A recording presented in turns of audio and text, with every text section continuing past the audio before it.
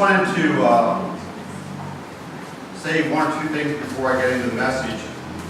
I need to meet with Pastor and Ashmir and Nas right after Sunday school for just a little, 2 minutes, 2.5 minutes, okay? Before I forget it. Also, for those of you who and I don't have the slip with me, Nas has the big slip for the steps. If you have gotten one of those slips, I would encourage you to be faithful to it. What we're trying to do is to get this stairway built and in place before the anniversary service, so we can use our room upstairs for the anniversary service. Without the emergency exit stairway, we cannot use it because of safety features. And so, not only do we need the money before the end of the month, the end of May, because that's when the anniversary service is, but we need time to build the stairway and to install it. And so please, I would ask if you, because there was no date put on that slip, but if you are planning to do something with that, I would encourage you to do that soon so that we can get the materials, so that we can build the stairway and we can install it and have that room to use for the anniversary service. Amen? Yes? Remember, we made the last Sunday in this month, which will be next week Sunday. A special offering will be taken up for the last year. Expected the also to the church wanted to do something, wanted to make a contribution towards it, but we're giving you an opportunity to do that, right? So next week Sunday, right, Lord willing, we ask you just to take a note and just write a gift for last year apart from the guys offering, and just put it to the offering plate, and that will be done next week Sunday. Okay, very good. So I think we're all through the announcements now. Praise the Lord for that. I didn't give a testimony because I was getting up to preach, so I got all the time to give my testimony or whatever while I'm up here. As was said by a number of people today, and praise the Lord for all the testimonies this morning. That blesses my heart. That lets me know that God's at work in our lives, in the lives of this assembly, and therefore we will grow and we will become closer and mature in our work with God because of it. Anyhow, yes, it was a very tough week. You know, I told the church that I've taken the 2 weeks off, the week before Easter and the week after Easter, from working back here because we were working so many days. I just needed a break. And with Greg and Cindy coming in, so take 2 weeks off to rest. But let me tell you, the rest didn't happen. The rest did not happen. I think I need to come back to work to rest. But it was a very trying week for me as well as for many as testified already. It was like a roller coaster this week. And, you know, with Sunday service last week, doing the renewal of the vows was such a blessing to me with Greg and Cindy. But having them here for a week was a strain in the fact that when you have a group here, everything else gets put on hold and you focus on that. And so we went a lot of places in that week, and I was tired. But praise the Lord, God brought me through it. Then we had the whole issue with Lenny, with the going to the house money, and then, of course, the funeral on Thursday, which I agree. Going into that, I had no idea how it was going to go. Very concerned. In fact, it was probably the hardest funeral for me to be a part of, next to the one I did for Keisha Ted in Canada. The little girl died of cancer. It was a very hard funeral to prepare for because you didn't know how people would respond. But I praise God for Caroline. And while the one, I guess uncle or whatever afterwards got up and he thanked Pastor for the way he brought forth the Word of God, but there was kind of a hint of, because he said Lenny used to be a Hindu before he was a Christian. He made a very strong point of that. But praise God, the gospel went out more than once. And that's what I sent him earlier up to the States because I had them praying for us. The gospel went out more than one time. It went out many times. It went out through the reading of the Word. It went out through Ashmir's testimony. It went out through the preaching. And so praise God for that. And yes, some people listened. I see heads shaking as we were talking. Other people were just turning us off. That's fine. God had Wednesday we were at Chin Baptist for the missions conference. That was a blessing, tremendous blessing, listening to the brother preach. And then Thursday or Friday we went to Urban Ministry to see what that was going to be like, and that was a surprise to me. But went last night, and it was a blessing to me last night. Last night was 100% different, well not 100%, very different from Friday night, and it was a true blessing last night. So praise God for that. And as we go through life, we're not guaranteed we're going to be on the hilltops all the time. In fact, if we were on the hilltops all the time, we would never appreciate the blessings of God when He gives them to us. It's when we go through those valleys and experience those trials of life that we appreciate the blessings even more. And we see God's blessings in the small things, in the parking place, when you pull into the busy grocery store like Extra Foods and it's, the place is just packed and a guy pulls out in the front row parking spot right as you're coming up. That's a little I love you from God. You pull up to the red light, you're in a hurry, and just as you pull up to the red light, it changes green. That's a little I love you from God. You understand that? God blesses us in so many different ways. And as I was getting ready for this, to preach this morning, I must admit I struggled with what I was going to preach on because of this week and everything that took place.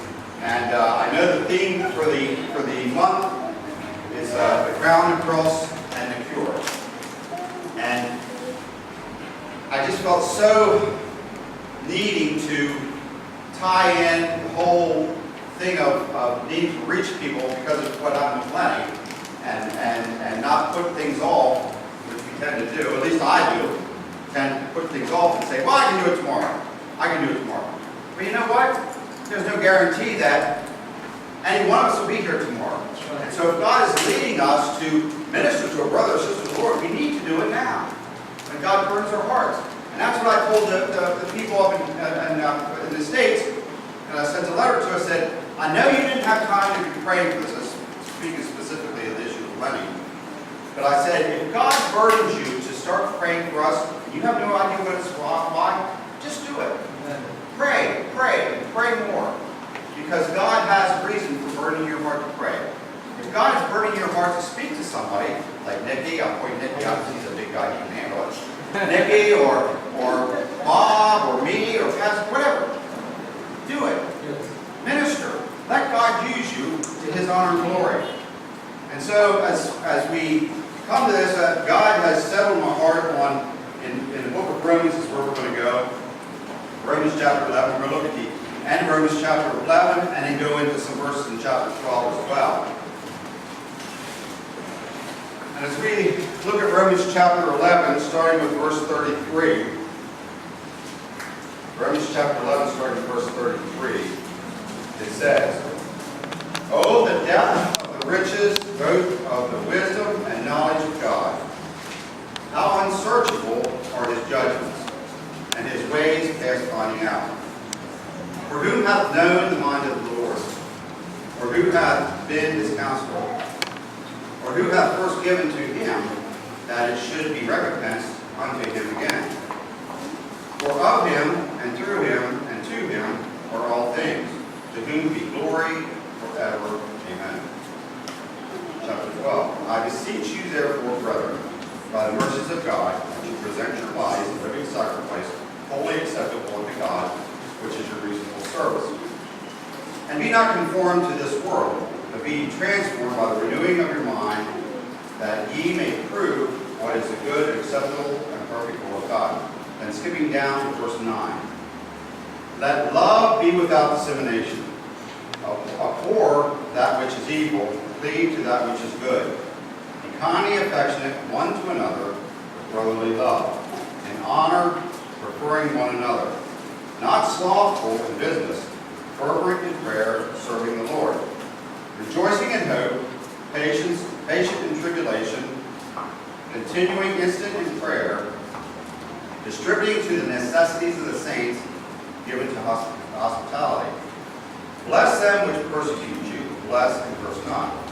Rejoice with them that do rejoice, and weep with them that weep. Be of the same mind one towards another.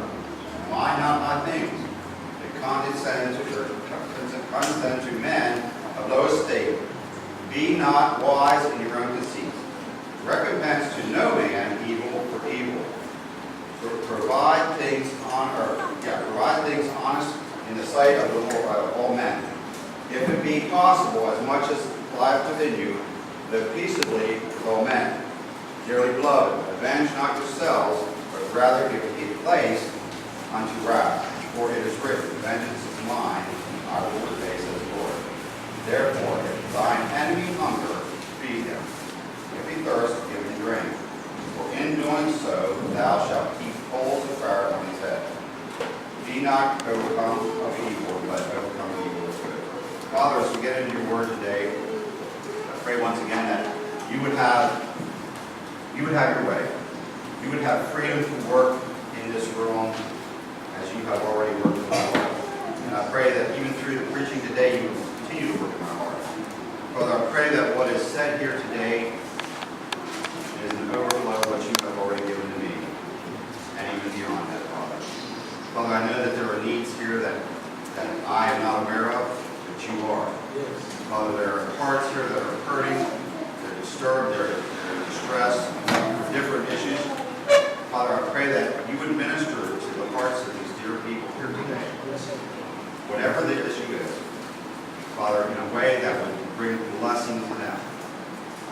That they would leave this room, Father, a little bit lighter, a little bit more content and fulfilled, knowing that you have ministered to them once again.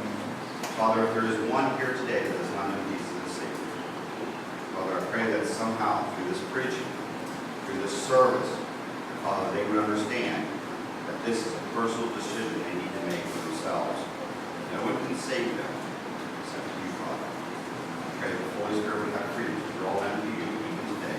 For it's in Jesus' name we pray. Amen. As we look at the scriptures again, go back to verse 33 of chapter 11. It says, "Oh, the depth of the riches, both of the wisdom and knowledge of God." I'm going to stop there. Oh, the depth of both wisdom, of the riches of both wisdom and the knowledge of God. You know, when I read this before, and you could easily read it wrong in the fact of you read all the depths of the wisdom and knowledge of God. We know that God is omniscient, which means He's all-knowing. There's not a single thing God does not know. I don't care what it is. I don't care what subject you talk about. God knows. God knows. And so we could easily say, and that's very much a true statement, all the depth of God's knowledge and wisdom. How deep it is, how vast it is, immense. Not just deep this way, but in all ways, how great it is. But that's not what this verse says. It says, all the depth of the riches of God's knowledge and wisdom. The riches of God's knowledge and wisdom. Now it's not just a matter of us understanding how smart God is, how knowing God is, how wise God is, but there is a blessing for us to obtain because of that. The riches, it says, the depth of the riches of God's knowledge and wisdom. We go through life and we don't understand things that take place. We don't understand why we have to do this or why we have to go through this. We don't understand why Lenny went through what he did. But yet, God knows. And we can experience blessing even through tragedy. We spoke of that even at the funeral service. That God can take the worst situation and He can bring good out of it. We can experience, do you truly believe that? That you can experience blessings even in the midst of trials? Why? Because God knows all, and He's all wise. He's all wise. Now, as we're thinking about this, you know, we look at people that we work with, and people in our family, and people we know, and we say, boy, they're a really smart person. I know you have met some, I've met them in my life too, where you think, man, I wish I could just have the mind that that person has. I can remember working with a guy at Caterpillar, and his first name was Sam. He had a photographic memory. I'm not lying. A photographic memory. He'd see a thing one time or hear it one time, and boom, he had it. He could talk about any subject intelligently. And it really impressed me. I thought, wow, I'd like to do that. But you know what? No matter how smart we are, we still don't use the vast capacity that our brain has. I heard many years ago, and it may be a little bit different, but something to the effect that the normal person uses somewhere between, I think it's 6 to 8% of our brain's capacity. That's not much, is it? That's not much. That means there's a lot of this up here that we're not doing anything with. And that a genius, what we would consider a genius, uses like 10 to 11% of their brain capacity. Think about that. We got all this up here, and yet we don't use it. We aren't able to use it, if you want to say, or we don't apply ourselves to use more of it. But as I was thinking about that, even this morning, I was thinking, God said we're made in His image. And we're made in His image in intellect, emotions, and will. And intellect is this. We have the capacity to know much more, to do much more, to be a lot wiser than what we are. What keeps us from that? It's not God. It's sin. It's us. And so as I look at this, the depth of the riches of God's knowledge and wisdom, the blessings that our hearts to be had are unfathomable. We can't truly understand what God wants to do for us, and the things that God even does for us that we're not aware of. Do you understand that there are things going on around us that God spares us from because He doesn't want us to go through it?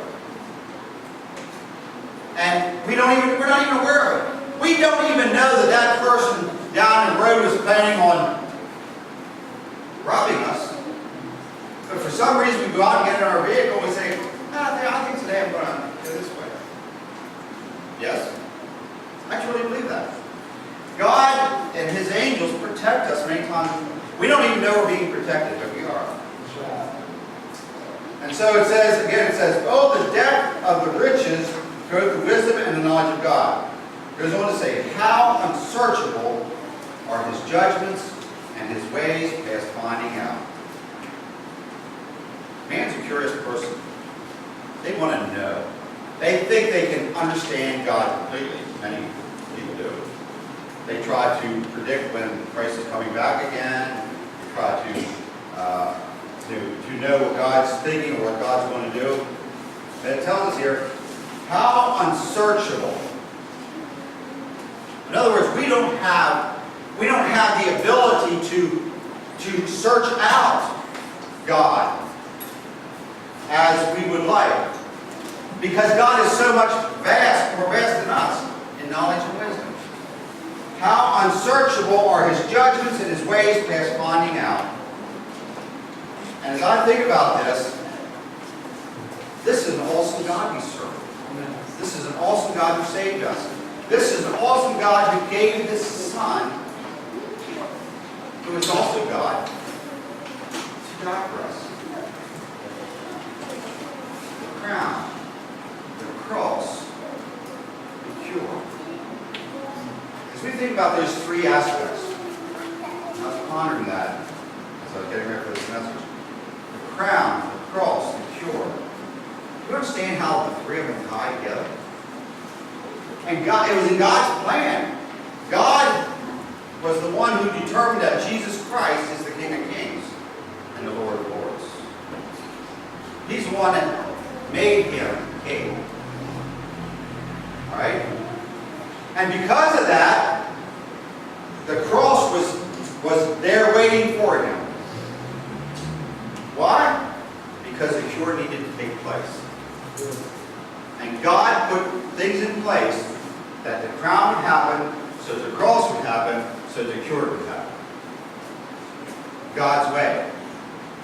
It wasn't man's idea for this. It was God's idea. Man just fell God wanted them to do. I mean, God has a way of having people do what He wants to achieve His goals in life. And so man took a crown, not a king's beautiful crown, but a thing of thorns that caused pain, that caused bloodshed, and he planted it on Christ's head. Not a regal crown, but the crown, the greatest crown in the world. The crown that then led him to the cross, which then allowed the cure to happen 3 days later. Without the crown, man wouldn't have pushed for the cross, and the cure wouldn't have taken place. So, as we look at this, the crown, the cross, and the cure, they were God's idea. Yes, man did it physically, but God is the one who set things in place, or to take place. Go into verse 34, it says, "For who hath known the mind of the Lord? Or who hath been his counselor?" Think about that for a second. Who hath known the mind of the Lord? Who in this room can say, I understand God as well as God understands himself? None of us. None of us. We use 6 to 8% of our brain if we're normal. If we're running on all 8 cylinders, we say in the States. In other words, your engine's running at full power, right? We talk about an 8-cylinder engine. We use 6 to 8% of our brain. God uses 100%, which is immense beyond our understanding, and we think that we know the mind of the Lord. Now, yeah, we understand from time to time. God gives us glimpses, and we understand, but there's so much that we don't understand. And then he goes on to say, who knows the mind of the Lord? Who is God's counselor? God, let me tell you here, you got this wrong, what you're doing here in my life. This is quite right. Let me tell you what needs to change here so that we do this right this time. Yes? Do you ever tell God that? Probably not literally. But when we resist God's leading in our life, that's what we're telling God. God, yeah, this might be a good idea, but you're not doing it quite right, and so I'm going to wait another week before I do it, or that's not the right person. We come up with all kinds of excuses, and we try to say to God, let me help you out in your use of me as your servant. We all do it. All of us do it in one way or another. And many times we do it without even knowing we're doing it. But we still do it. Because in verse 35 it says, "For who hath first given to him, and it shall be recompensed to him again." What can you possibly give God that he hasn't already given you? What can you possibly give God? You say, well, I can give God myself. But you know what? He gave us first. He gave us life. We're here today because of God. The Bible says we were knit in our mother's womb. God knows us that well. There is not a single thing we can give to God that he hasn't already given to us. There isn't a single thing we can give to God that he needs. You know, God doesn't need any of us. God didn't need us before we were created. God does not need us now, but he chooses to use us. He fellowships with us. He wants to have fellowship with us. He wants to be a father to us. Not because he needs us. It's not that he's saying, well, I'm bored tonight. I need somebody to talk to, so I'm going to get Michelle to do something for me. No. God does not need us. We need him. But he chooses to use us, to have fellowship with us. It is up to us to decide if we're going to do that or not. There is nothing we can give God that he needs or that he hasn't already given to us. And in verse 36, for of him and through him and to him are all things. To to whom be glory forever. Amen. As you look at this verse, we need to understand the first three words. For of Him. For of Him. For of God. That's saying that God is the source of all things. Everything comes from God. For of God, and it goes on to say, and through God, God is not only the source, but He's the sustainer of all things. And thirdly, it goes on to say, and to Him, God is the goal of all things. God is the source, God is the sustainer, and God is the goal that everything goes towards. You look at a water system. You may have all kinds of arteries, tributaries, whatever you want to call them, that flow along. And they flow into a bigger, from a stream. Now I'm going to use some U.S. terms here. From a stream which is small to a river to a ocean or whatever. Everything flows to that one final destination, and here it's God. As I was reading this verse and thinking about how this works, God being the source, God being the sustainer, God being the goal, you know what came to my mind? You probably think this is crazy. You know what came to my mind? And he's not even here to hear it. Nas' comment when he gets up there and says, we're going to have the ladies' breakfast next week, and this is the way it works.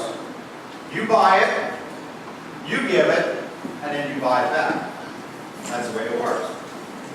You go buy something, you donate it to the church, and then you buy it back. And, we all chuckle about that. But as I'm looking at this, I see that mentality, that thought in this verse. God is the source. He's the one that buys. He's the one that supplies. Sustainer, He's the one that gives it. He controls what's going to happen with it. And He is the goal. He's the one who comes back to it. Whatever we do, whatever skills and abilities God has given you, I don't care if it's in teaching, I don't care if it's in singing, I don't care if it's in healthcare, I don't care if it's sweeping the streets, cleaning your bedroom. I don't know if your bedroom's clean all the time, right? That's not saying that. But all things that we do, God gives us the ability to do, the capacity to do. All right? He's the one that sustains us to be able to continue to do it. And therefore, we should do it for His honor and glory. He should be the goal. If you're a wife, sorry, I was just looking at you. If you're a wife, are you the best wife you can be? Your husband. Husbands, be the best husband you can be to your wife. Children, are you the most blessing to your parents that you can be? Something to think about. God is the source, the sustainer, and the goal of all things. All things. You understand that? And because of those verses, 33, 36, well actually the first 11 chapters of Romans, but specifically 33 through 36, we run in now to chapter 12, verse 1. I beseech you, therefore, brethren, by the mercies of God, that you present your bodies a living sacrifice, holy and acceptable to God, which is your reasonable service. We preach many messages on this. I'm not going to stay on this long, but we see that we are to present our bodies not as a dead sacrifice, but as a living sacrifice. What's a living sacrifice? It's something that's breathing. It's something that's moving. It's something that's evolving. It's something that's changing.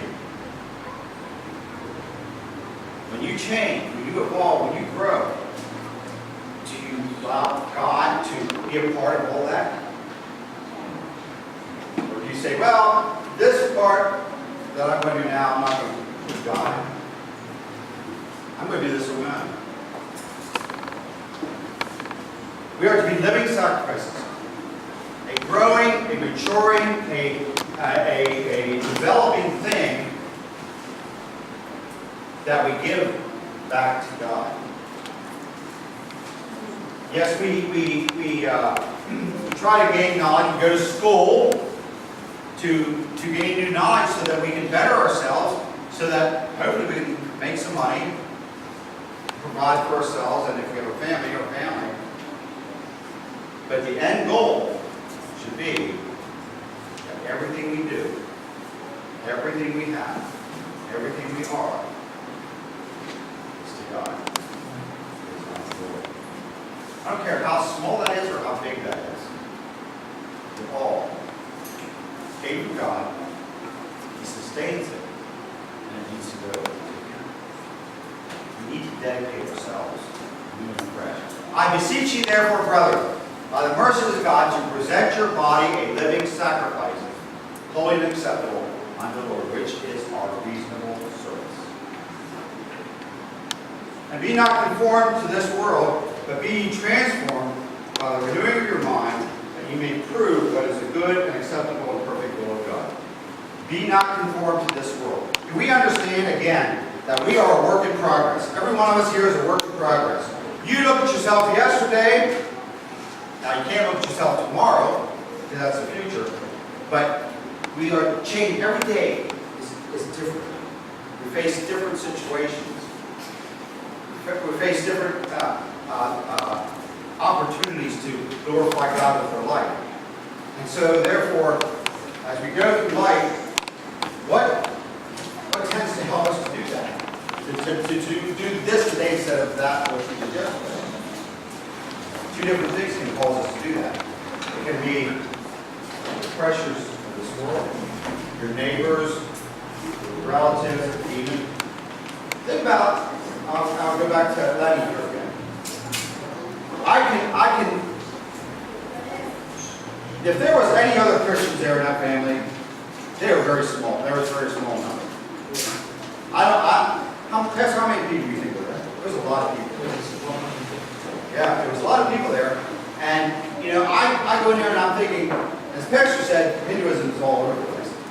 Very strong Hindu family. And I'm thinking, you know, here we are, the odd ones, the minority for sure, and it amazed me that God even opened the door for us to have a Christian funeral with a Hindu family.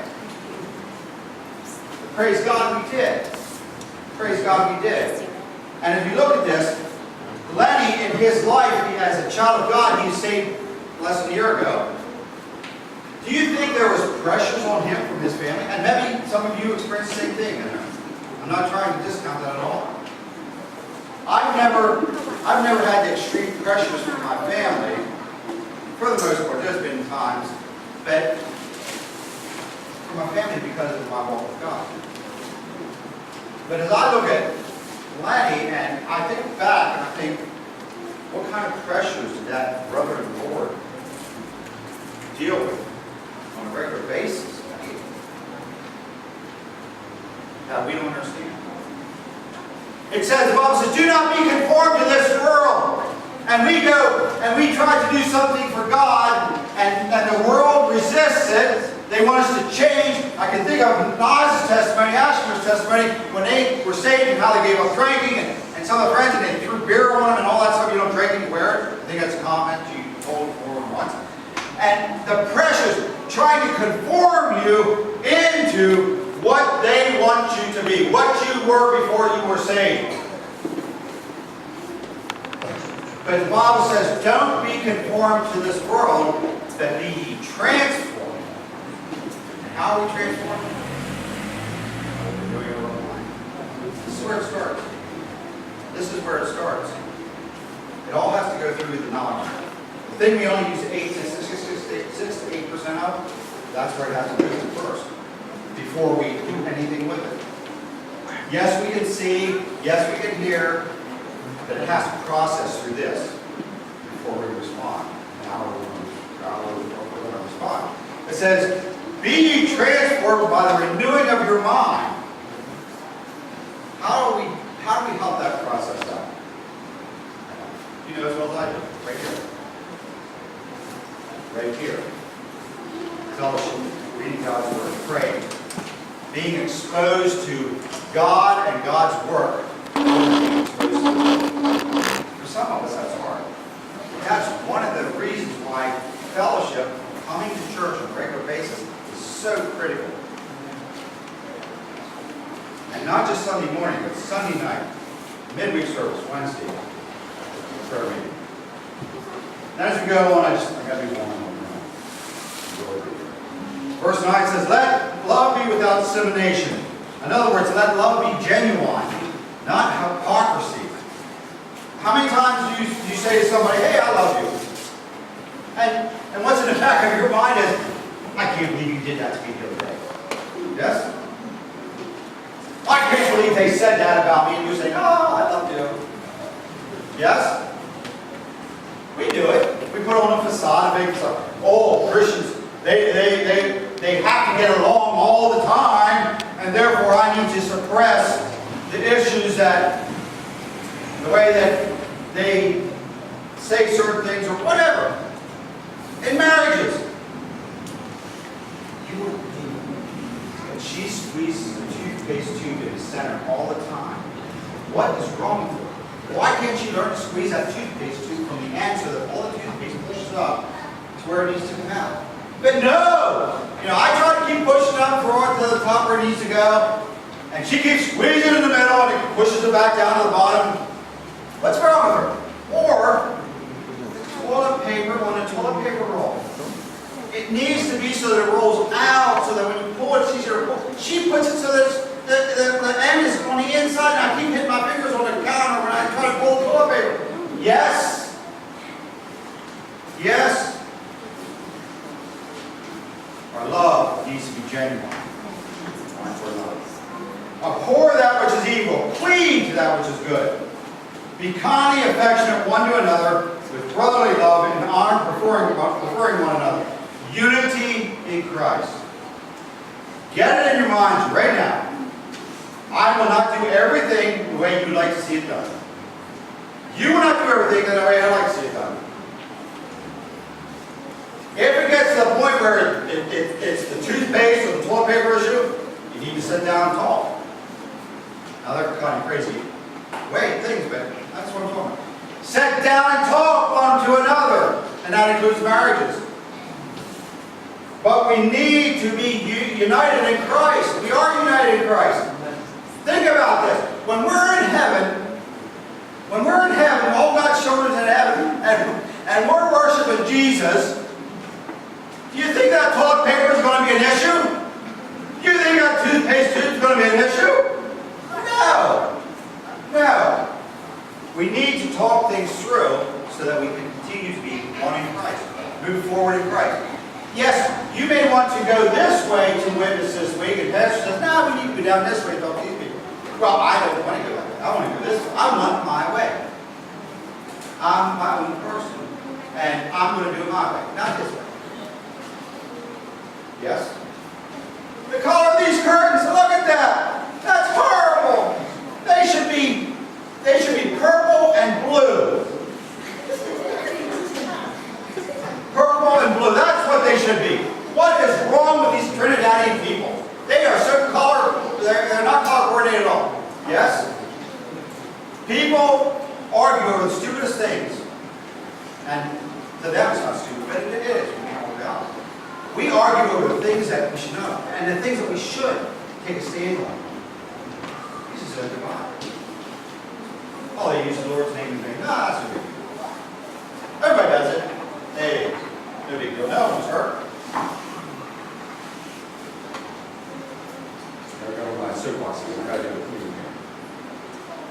Not slothful in business. It means to have a Christ-like zeal, an excitement when we do what we do.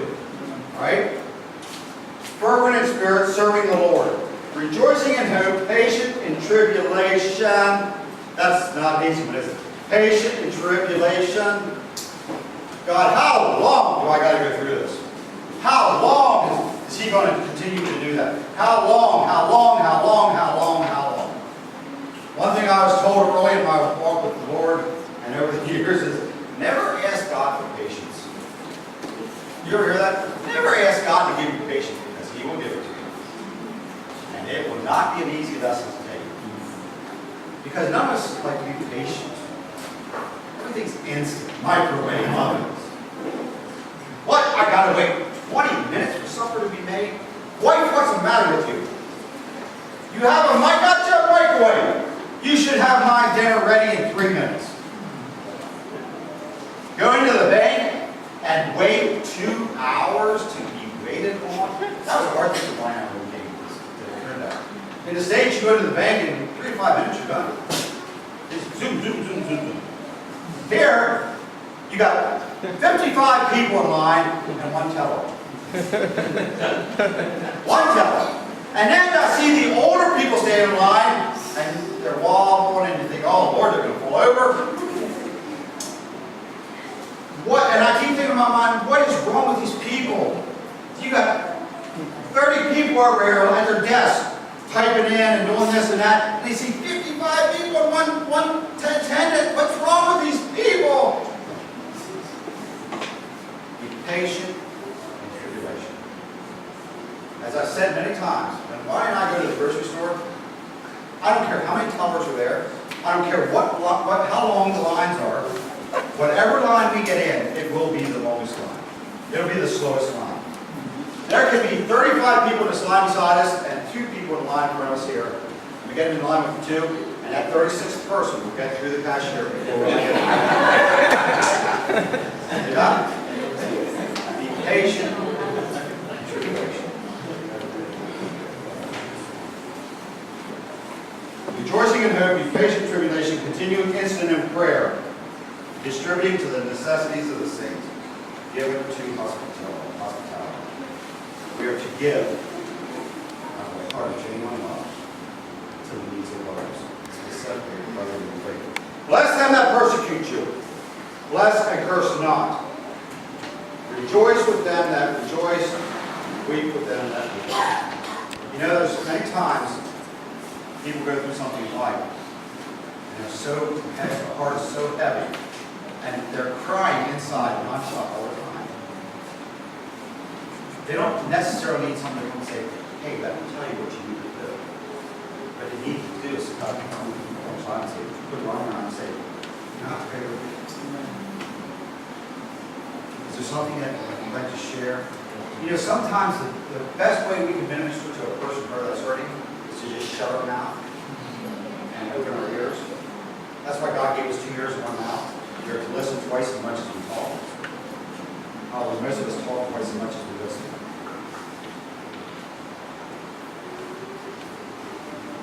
Rejoice with them that rejoice, weep with them that weep.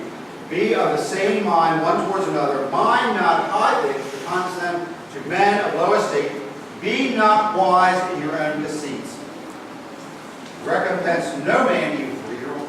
Provide things honest in the sight of all men. If it is all possible, as much as lies within you, live peaceably with all men. When we get into verse 17 to 21, we are looking at how we should relate to the world at large. The verses before that are more or less between the church. As we look at this, as much as is possible within you, that last word, live peaceably with all men. What's your neighbor like? What kind of neighbor do you have? Some of us have good neighbors, some of us have some pretty bad neighbors. We got some good neighbors, we got most good neighbors where we live. We got this one house in the back of us, a street over, that you would think of sitting in our kitchen or in our living room when they're playing the music. It is so loud, that we need to live in peace. We need to live in peace. Dearly beloved, avenge not yourselves, but rather give place unto wrath. For it is written, vengeance is mine, I will repay, say the Lord. How hard is it for you to hold your hands all that you can? I can do this. And I'll get my vengeance. God say, take your hands off. You don't know how many times, I'm being honest with you, you don't know how many times where I'm driving down the road, I used to do this stuff when I was looking at this. How many times I'm driving down the road and someone does something really ignorant. And all I can think of is, man, I wish I had a paintball gun. I would take that paintball gun and go, put a big blue spot on the car or whatever. Not that I want to do any damage, but just irritates. God says, take your hands off of it. Vengeance is mine. It is not easy to do. And I think, again, that's me. I heard from family members saying, I'm not going to do this. God's saying, let me take care of that. Is that easy to do? At times it seems impossible to do. And we have capacities as children to do that. Therefore, if an enemy hunger, feed him. If he thirst, give him drink. For in doing so, thou shalt heap coals of fire on his head. He slaps you around, and you say, hey, are you hungry? Let me go get you something to eat. What? Takes advantage of you. Makes you look like a fool, and you say, hey, is there something I can do for you? Go pick up your dry cleaning or go to the grocery store for you. Right? You realize what that does to the mind of someone who is inflicting harm on you? It's not natural, but it's what God works from us. Be not overcome of evil, but overcome of evil. Bottom line, love. Love. Love made the crown that took Christ to the cross that gave you pure. Love is the answer. Love is the key. Faith, hope, love.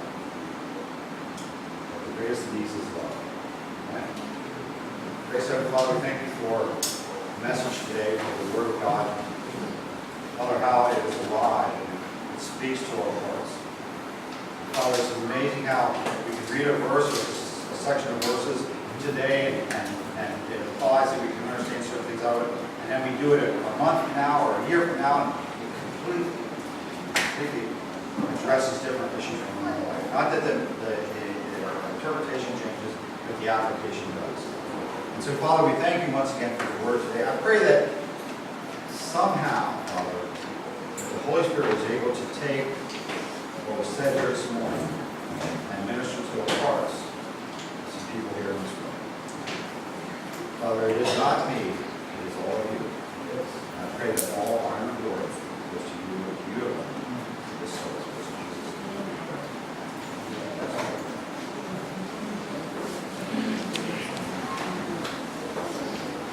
We just saw something to 188, please, 188. Would you stand? We've been honored over the tithes and offering this morning. I'd like to ask